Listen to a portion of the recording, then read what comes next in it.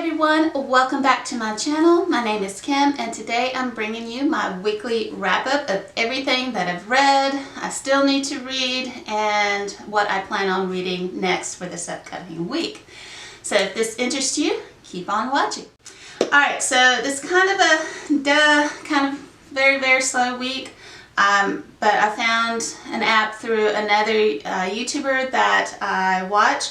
It's called Trello. It's where you can make different types of boards to schedule out things.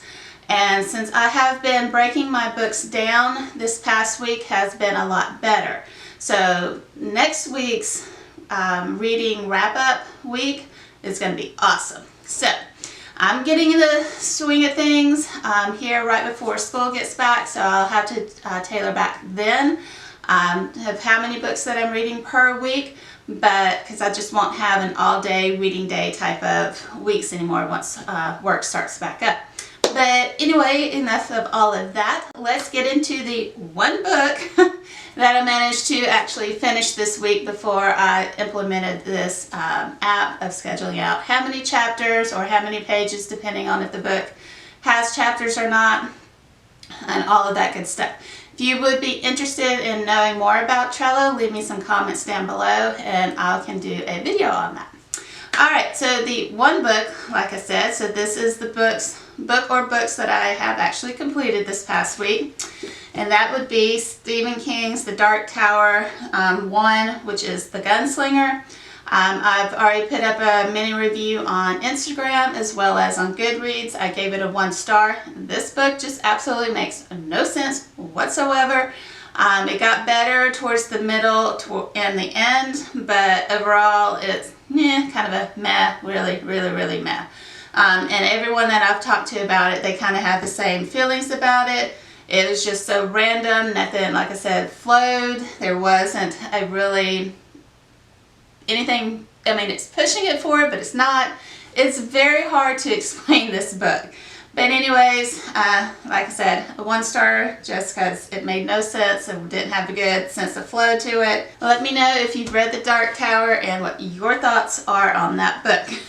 Alright, so getting into section 2, what I'm rolling over and continuing to read for this upcoming week. The first 2 books are in buddy reads, so they are going to last a little bit longer because there's not just a week reads.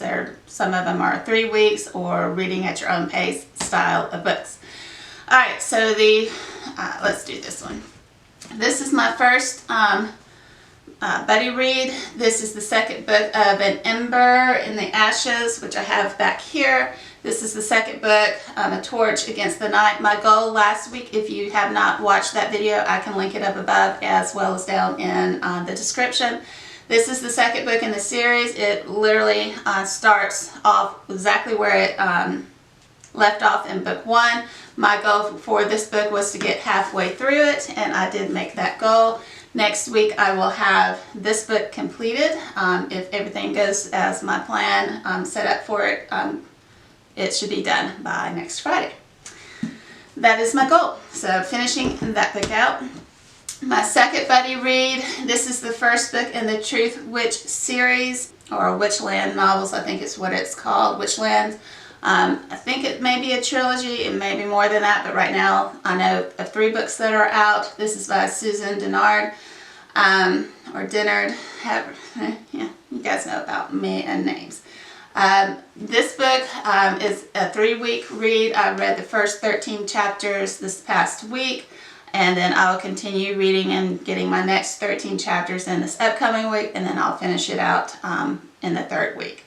So that's how this book is broken down. This is following Safi and Isolt, I believe is how you say their names. There are 2 different POVs, possibly 3, depending on how much of Merrick's we get, but the main 2 characters seem to be Isolt and Safi. Safi is the Truth Witch, Isolt is a Thread Witch, yes. So Safi, she can determine whether someone is telling the truth or not, and Isolt can see the emotional threads of the people around her. And they together balance each other out. Safi's kind of a hothead, impulsive type character. Isolt is the more going to take my time and think things through. But individually, they get themselves into trouble. One doesn't act soon enough, and one acts too quickly, but together, like I said, they balance each other out. So I'm interested to read more into this world and learn more about it. So yeah, I'm very thrilled that I picked both of those series up. Again, if you watched last week's reading wrap up, you know this is one of the first books I was going to pick up. I am already read the first 11 chapters. Again, I've broken them down, so I'm giving a lot of love to all of my books, but the pacing is going really well. This book will also be done by next week. But this is The Spider's Revenge. This one actually is taking place with Jen Blanco. She is actively going after Mab now, so yeah, I can't wait to see how all of that goes on. She's already missed one opportunity and got herself into a lot of trouble. So yeah, I can't wait to see how this one develops and ends. So the next book that I picked up this week, this is The Escape Room. I was very interested in this book because I personally have done escape rooms. This is being told both in the present as well as in the past, so it's a dual time zone going on. I'm really enjoying it. It's a little bit different because you're following several different characters, again in the past as well as the present. Right now in the present, a group of people are locked in this elevator and told that they need to escape to live. So that is the setup of that, and then it flashes back to these same people in the firm this banker firm, I believe is what it is, a financial firm, and following a new graduate, about a year out of school graduate, business financial person. She's just been hired, and that's in the past coming up to the future of how this one person is interacting with those in the present today. So it's very intriguing. Not a lot has gone on. You don't know why they're locked in this elevator, what the purpose is. We know they're in trouble possibly of being fired. So yeah, I cannot wait to see how this concludes. So I'm about a quarter of a way through, and one of my cats has gotten hairs all over it. Lovely. So about a quarter of the way through. I only picked this up, I think, on Wednesday or Thursday, so not too shabby of progress. Okay. And this one, this is Starling by Levinson. This one, again, I believe is following the Norse gods.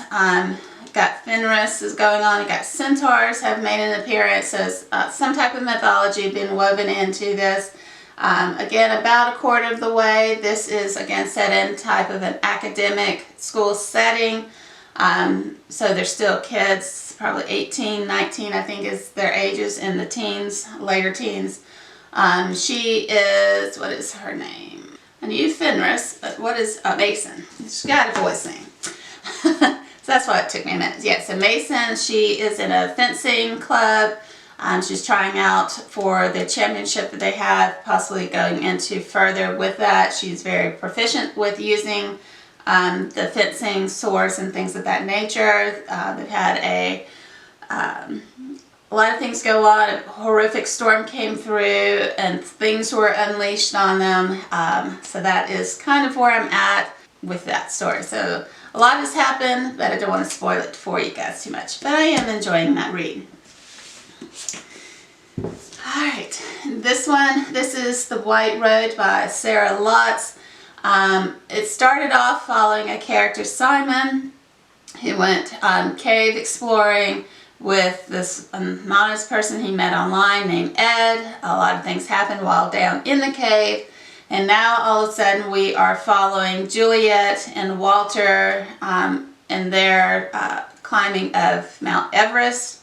So it's been a huge jump in perspectives, I guess. It's kind of bizarre because you're getting familiar with Simon and his buddy Theory. I believe they are in England is where this book was taking place in that segment of the book. And then now we're over at Mount Everest following these other two people. So it's very bizarre. I'm not as into this book, but I'm going to try to push through and see what I think of her writing. Because I think there was another book by Sarah Lotz that I tried and wasn't getting on too well with. And I think I DNF'd it at that time. So Going to try to get through it. Again, I have it broken down into smaller chunks, so I should be able to get through it. Alright, so those are all the books that are rolling over. A few that I've picked up this fall, last week. This one by Sarah Lotz was a rollover from several months ago that I just put down, never actually formally DNF'd it, but I'm picking it back up and I'm going to knock that one out. So once I finish, a couple of these books should be finished around the 14th, 15th, and when that happens, I'll pick up a couple more books, excuse me.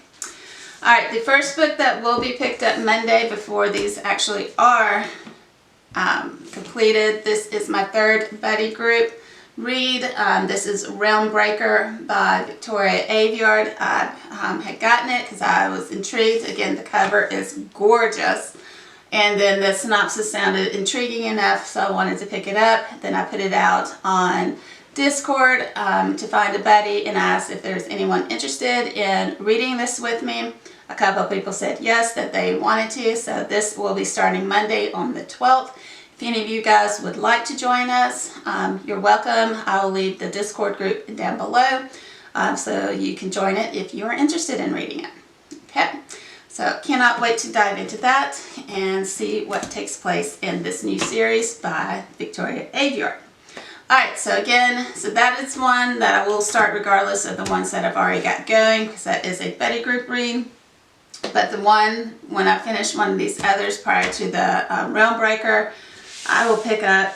This is from, I believe, my Thrill Club, I believe.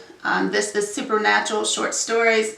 And then I'm going to break it down probably by how many stories there are that I need to read per day to finish this out. I'm going to give myself up to a week to read this. That's about how I do most of my books, unless they are again buddy reads. Those typically are longer books, longer weeks.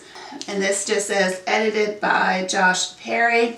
So these are all different types of supernatural stories. They can go from magical anomalies, werewolves, vampires, ghosts, those types of things. So all different supernatural stories. Let's see. We got stories from Charlotte Perkin Gilman, John William Polidori, Guy Massant, so a lot of different authors. I'm not as familiar with these, but I love, again, the cover is gorgeous. So hopefully I can get into these short stories. I'm typically more of a full-blown novel type person, type of reader.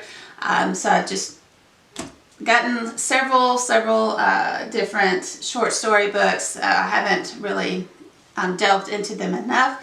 So I'm putting that one on my docket, and I'm going to give myself a week to get all of the different short stories read. Alright, so that concludes my 3 different sections of what I actually read, what I'm still reading and rolling over from the previous week, and any add-ons throughout that week. And then what I'm planning to pick up either for a buddy read and or books after I've finished some of my other ones from this week. Alright, give me a thumbs up if you enjoyed this video. Leave me comments down below if you've read any of these authors, anything that particularly interests you, and all of those good things. And until my next video, I hope you have a great one. Bye guys!